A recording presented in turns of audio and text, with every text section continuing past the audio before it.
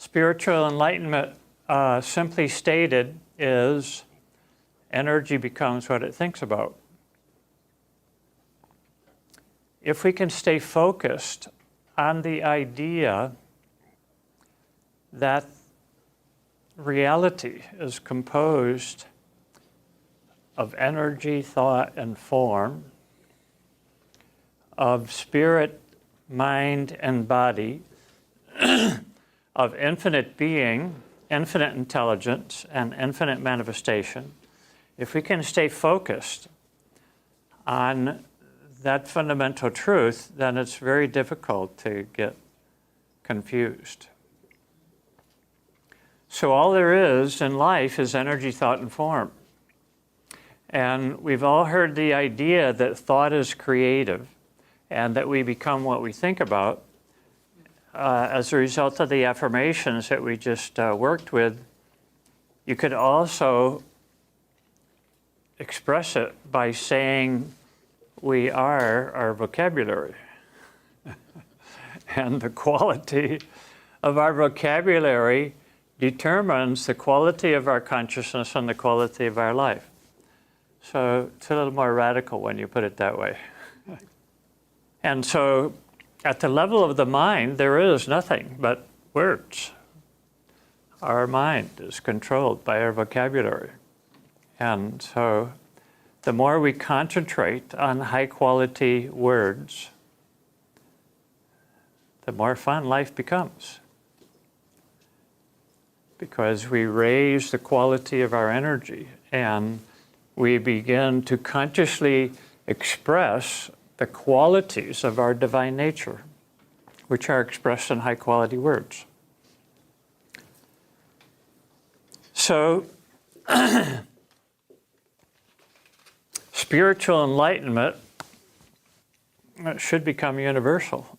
And we're probably making more progress in this century than any century in the last several thousand years. And so adult education is the name of the game. And most people are concerned about the economy. The greatest industry in our economy should be adult education. Because traditionally, education has said, well, adults are hopeless, let's concentrate on the kids. But unfortunately, the adults ruin the kids. And so it hasn't worked. It hasn't worked. And so the adult education industry is a dynamic aspect of our economy. And anybody, I have inspired tens of thousands of people to enter the adult education industry because if you have enough self-esteem and you have anything of value to share with other people, you can make a living in the adult education industry. And some of the top earning people in our economy are in the self-improvement industry, the adult education industry. Tony Robbins, Wayne Dyer, Deepak Chopra, myself. There's tens of thousands of people who are earning good living in adult education. And so it's a field that is open to anybody. You just have to have self-esteem and a big mouth. Or, in my case, a quiet mouth. You could even make a living with a quiet mouth. We'll leave the spiritual dimension and go to the physical dimension. The most valuable idea in the physical dimension is the idea of physical immortality,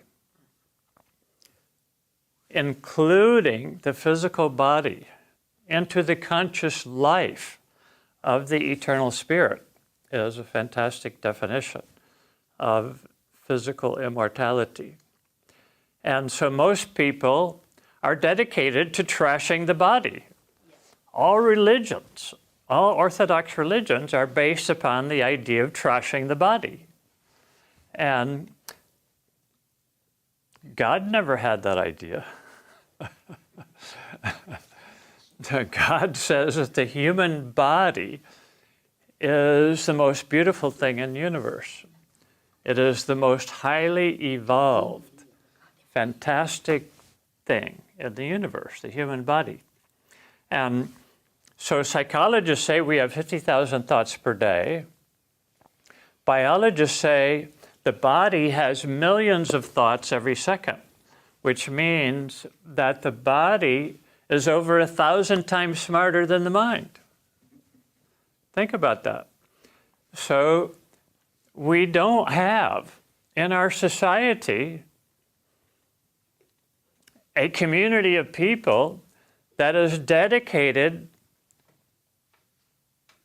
to the mind learning from the body.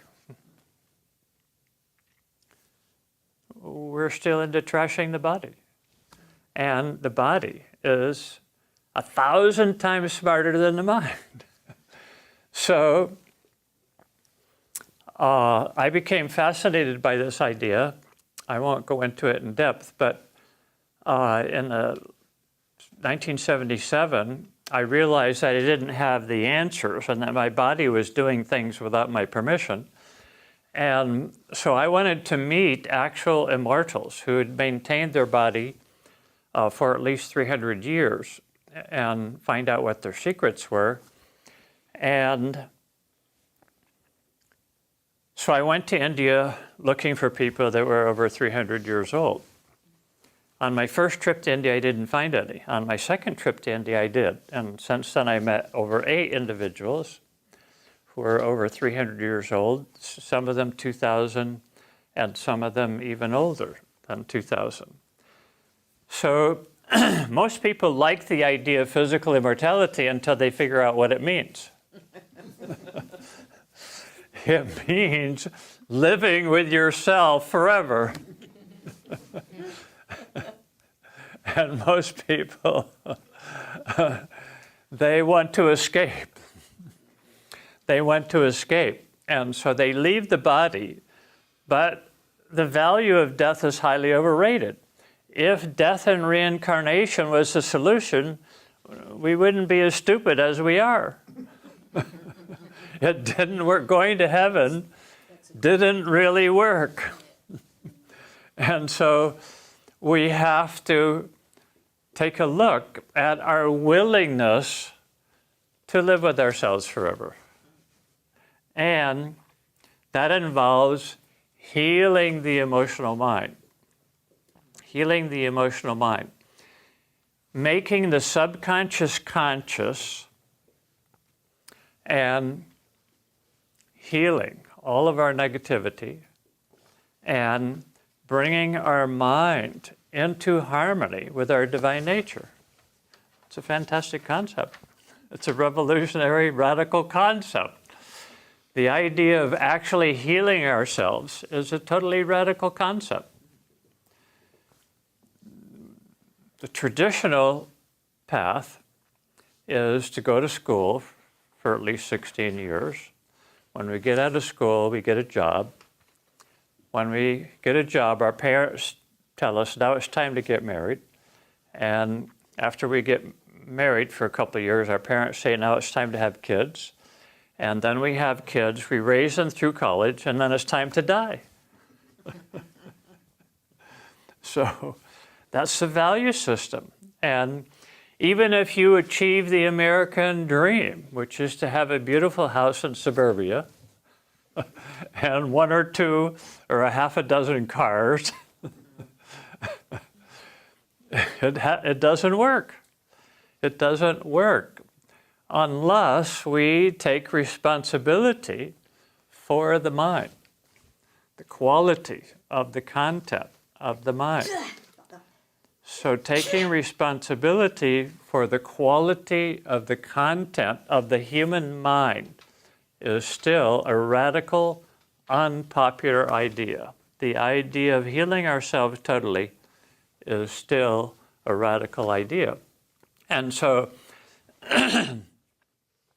when you meet a person who's over 300 years old, they have to enjoy living with themselves. Do they? Do they? Yeah. They do. And they have to enjoy living with the body. And after meeting 8 of these immortals, I noticed that none of them gave a lecture on how to live forever, how to master the body. They didn't give a lecture.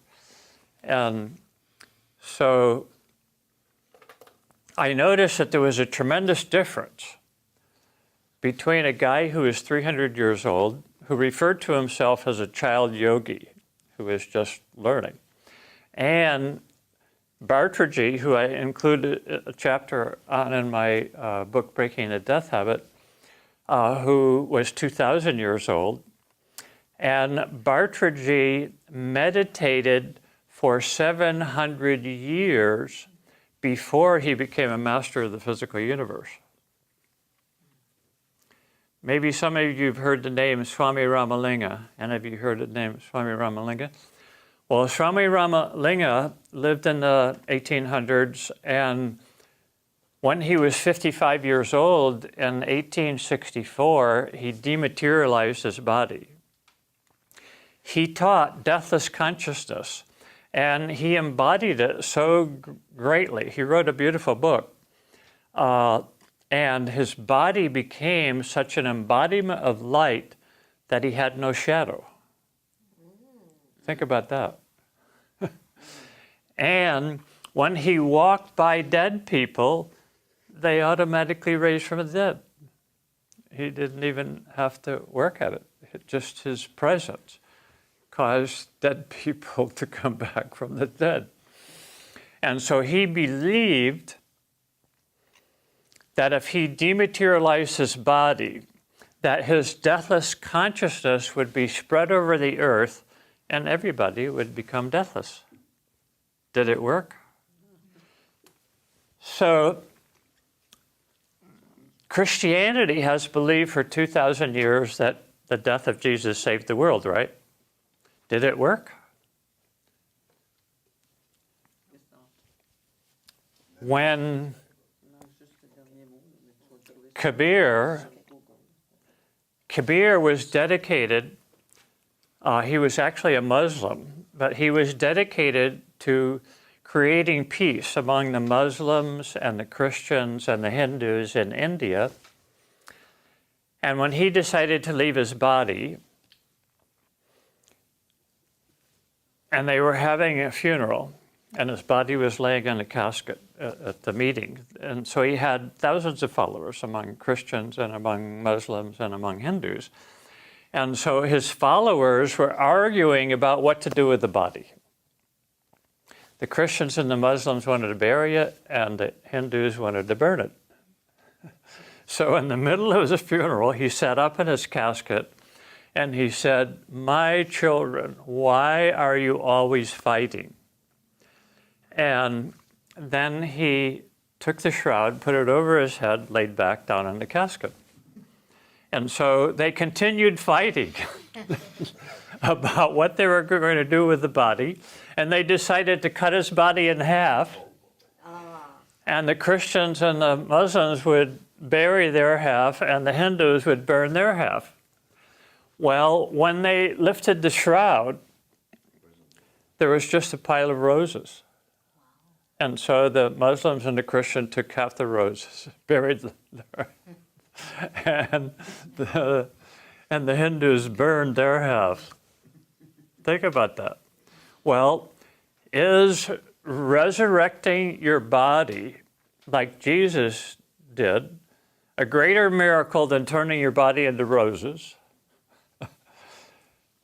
So when we actually examine history and the saints of history who have achieved high levels of mastery, it boggles our mind, totally boggles our mind, which of course it's intended to do, and hopefully to boggle it enough that we can contact enough of our natural divinity to be inspired to heal ourselves and to realize the divine given potential that God has given us to become masters.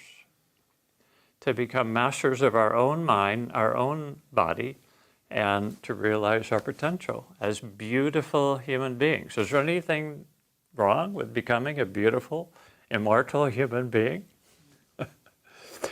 Well, Swami Ramalinga, it's interesting because if you study Mary Baker Eddy, who taught the difference between mortal consciousness and immortal consciousness, her spiritual inspiration and ministry and her book, Science and Health, the Key to the Scriptures, which is one of the greatest books that America has produced, started about the same time that Swami Ramalinga dematerialized. It's very interesting to wonder if there is a relationship between Swami Rama's intention and Mary Baker Eddy's ministry. The Christian Science Church, which she established, has healed millions of people of everything known to man. Every physical faculty. When she was still alive, they brought her a guy that was run over by a truck. His body was totally mangled. And in an hour, she made it perfect. Just by spiritual healing. And Christian Science practitioners are still healing millions of people all over the world. Swami Ramalinga actually reincarnated. He reincarnated about 30 or 40 years ago, and he remembers exactly what happened when he dematerialized his body. And it wasn't the ideal dematerialization. He spent several days getting his whole body to dematerialize. And it was a struggle. And so his current name is Dr. Pillai. You can Google Dr. Pillai. And he is still teaching people how to build a light body. He does, I think, probably at least a weekly class on the internet, and people all over the world can learn how to turn their physical body into a light body.